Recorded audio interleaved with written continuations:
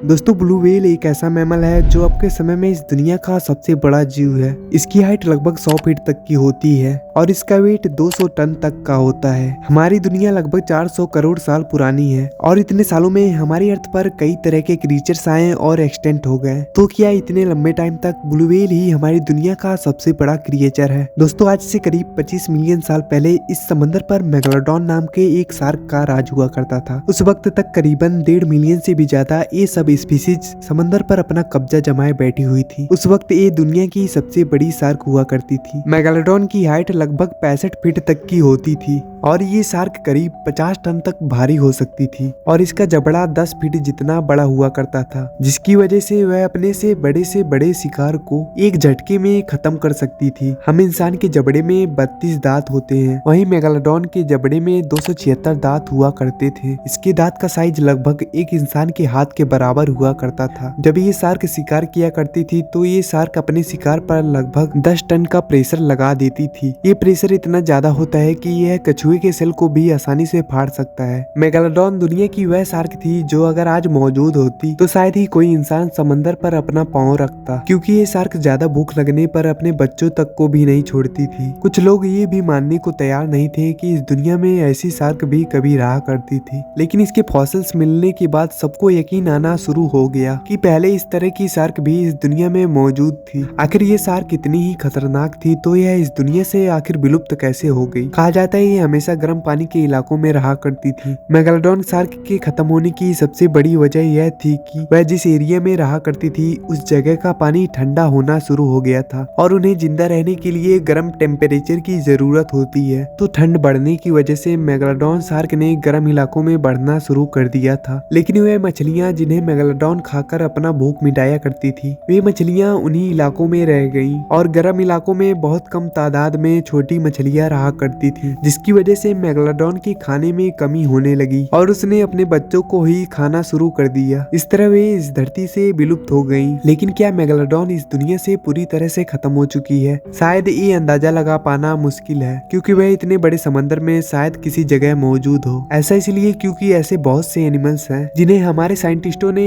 Extent करार दे दिया था, मतलब कि वे इस दुनिया से खत्म हो चुके थे, लेकिन बाद में जाके वे गलत साबित होते हैं, क्योंकि वे जीव अभी भी मारियाना ट्रेंच में मौजूद हैं। उम्मीद करते हैं कि आप वीडियो को लाइक करेंगे और ऐसे ही वीडियो देखने के लिए हमारे चैनल को सब्सक्राइब करेंगे।